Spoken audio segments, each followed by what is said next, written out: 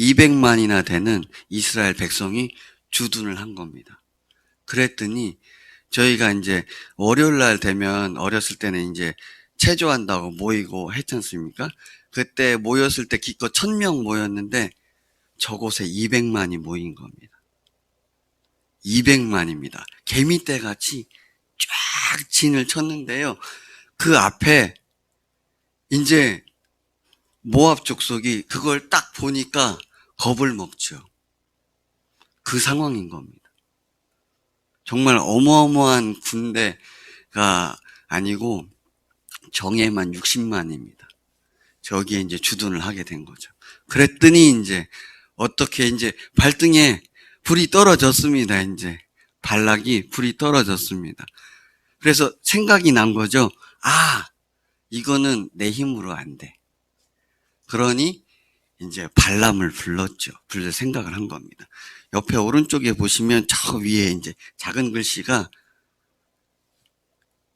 발람이 이제 살고 있던 곳입니다. 발람이 고향이 부돌이죠.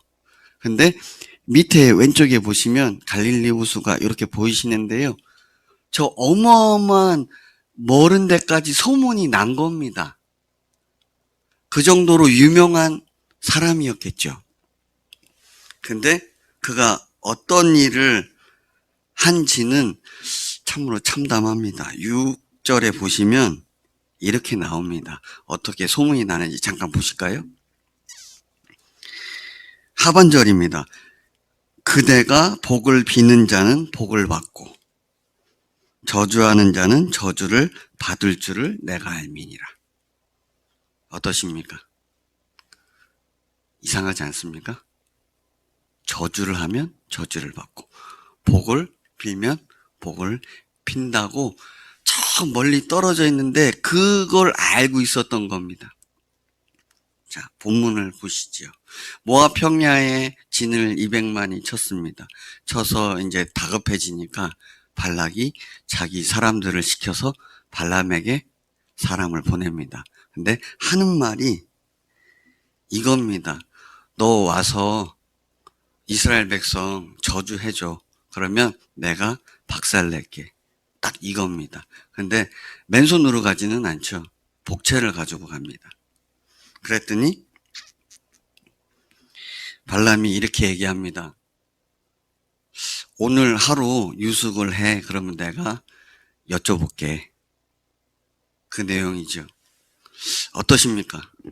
어떤 일이 생기시면 당연히 주님께 여쭤보죠. 여쭤보는데 내용이 사실은 말이 안 됩니다. 발락이 군대를 보내서 발락이 사람들을 보내서 왔는데 자기한테 하는 말이 이스라엘 백성 저주해줘. 그런데 발람의 반응이 안 돼. 그냥 가. 절대 안 돼. 이게 아닙니다. 다른 사람을 저주하고 해야 하는 일에 단칼에 거절한 게 아니고 발람의 반응은 내가 한번 여쭤볼게. 그거였습니다. 그랬는데 주님은 참 친절하십니다. 바로 물어보시더라고요. 임하셔갖고 너 쟤네가 누구야? 그러시더라고요. 예, 주님. 발락이 사람을 보내서 왔습니다. 그래? 뭐 때문에? 예, 이스라엘 백성이 바로 앞에 쳤으니까 두려워서 쟤네들을 저주해달라고. 그러면 자기네가 친다고. 그렇게 저한테 왔습니다. 어떡할까요? 주님은 단칼에 얘기하시죠. 가지마. 쟤네는 복이 있는 사람이고 가지마. 자신의 백성이니까 당연히 보호하시는 거죠. 그랬는데 다시 보냈는데 다급한 발락은 어떻게 했습니까? 똥줄이 타는 거죠. 한마디로. 큰일 났습니다. 빨리 불러야 됩니다. 더 와야 됩니다.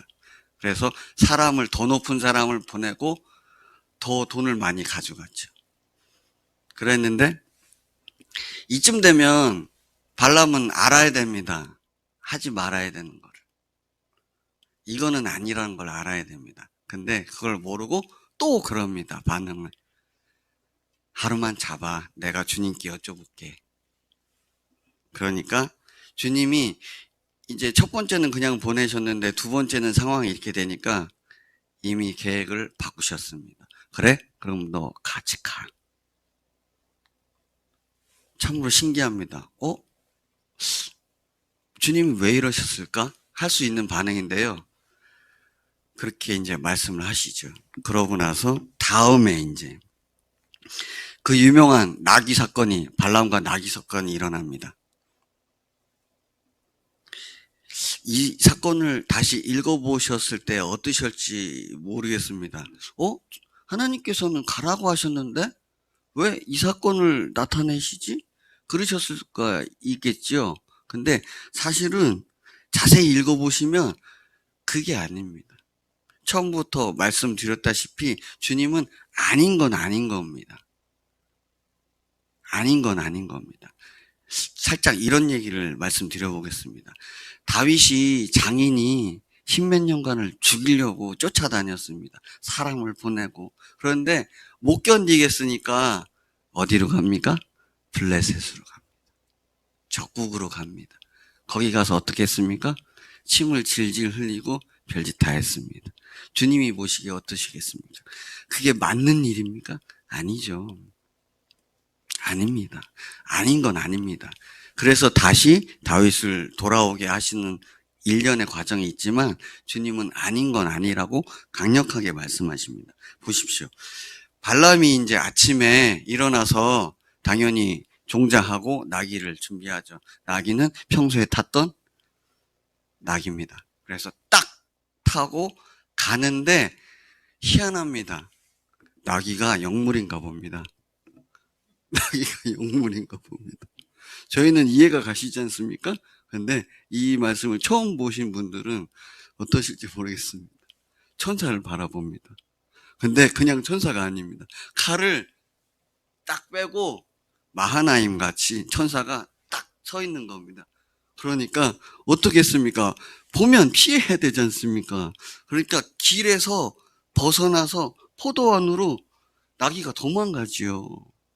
그런데 발람은 어떻겠습니까? 타고 있으니까 이렇게 가니까 당연히 때리죠. 똑바로 가라고. 갔는데 어떻게 했습니까? 여호와의 사자가 쫓아오지요. 쫓아오는 상황인 겁니다. 그랬더니 나귀가 더 피하지요.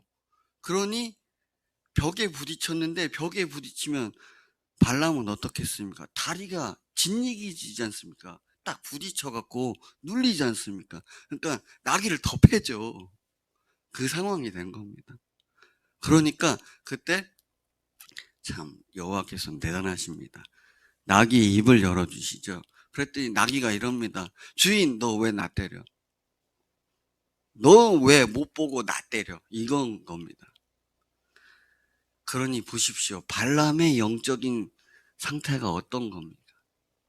하나님과 만나서 말씀을 나누고 그거를 어떻게든 뭐 써먹든 돈 벌어먹든 했던 사람인데 자기가 어두워지니까 못 보는 거지 않습니까? 가려져 있지 않습니까? 듣지도 못하고. 뭐 주님이 어떻게 나귀를 입을 열어주셔갖고 말하게 했는데 결론은 이겁니다. 주인, 너 왜 나 때려? 그러니까 내가 발람이 참 신기합니다. 아니, 당나귀가 말을 하는 게 이상한 거지 않습니까? 그런데 그거를 눈치를 못 채고 나귀한테 얘기를 하는 겁니다. 사람이 동물한테 얘기를 하는 겁니다. 너 내한테 칼 있었으면 너 죽었어? 이러죠. 그러니 이 상황이 주님이 이제 발람의 눈을 열어주시죠. 그러니까 딱 보니까 어떻게 됐습니까? 바로 엎드리죠. 주님의 권능과 권위를 앞에 딱 보면 바로 엎드리게 돼 있습니다. 엎드리죠. 그러니 이제 이 상황이 어떻게 된 건지 알게 되겠죠. 발람은 첫 마디가 이겁니다. 제가 범죄하였습니다. 제가 범죄하였습니다. 그러고 여호와의 사자께 물어봅니다. 당신이 이걸 원하시지 않으면 내가 안 가겠습니다. 살짝 정신을 차린 겁니까? 주님은 이렇게 얘기하시죠. 가. 단순하십니다. 이 35절까지의 말씀인데요. 이 말씀을 준비하면서 사실은 고민을 많이 했습니다. 나귀에 대한 말씀도 나오고 또 발람이라는 사람이 나오는데 다른 신을 모신 게 아니고 여호와 하나님과 만나서 대화를 하는 사람입니다. 선견자죠. 그랬을 때 가만히 얘기를 지켜보니까 이거였습니다. 발람이 한 일이 6절에 아까 말씀드린 대로 그가 복을 비는 자는 복을 받고 저주하는 자는 저주를 받는 겁니다. 주변 사람은 어떻게 여기겠습니까? 저 사람 용하네? 희한합니다. 하나님의 영광이 드러나는 게 아니고 저 사람이 복을 빌면 복을 받고 저주하면 저주를 받네? 또 이런 생각이 들었습니다. 우리 크리스찬이 배정받은 이제 사역지나 또 일터에서 열심히 주님을 위해서 일을 하는데 사람들은 나를 어떻게 여길까요? 제가 보는 발람은 이랬습니다. 저 사람은 나를 위해서 사는 사람이구나. 주의 영광을 위해서 일을 한다고 생각을 할지는 모르겠지만 결국에는 나를 위해서 사는 사람입니다. 중심이 나에게 있는 겁니다. 아니면 이렇게 될 이유가 없죠. 왜냐하면 그런 예의조차 발락이 발람을 생각할 수도 없었을 거고 또 바로 보냈을지언정 생각이 똑바른 사람이었다면 단칼에 거절했을 겁니다. 안 됩니다. 그건 아닙니다. 저는 하나님을 모시고 있는 사람입니다. 절대 그런 일은 할 수가 없습니다. 당당하게 얘기했겠죠. 저희가 항상 우리 주 예수님의 부활을 선포하는 이유가 있습니다. 사실은.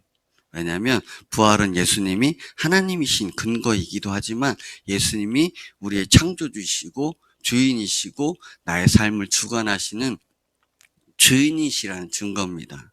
그렇기 때문에 우리가 삶을 살 때 결국에는 누구를 위해서 오늘 하루를 살아가고 계십니까?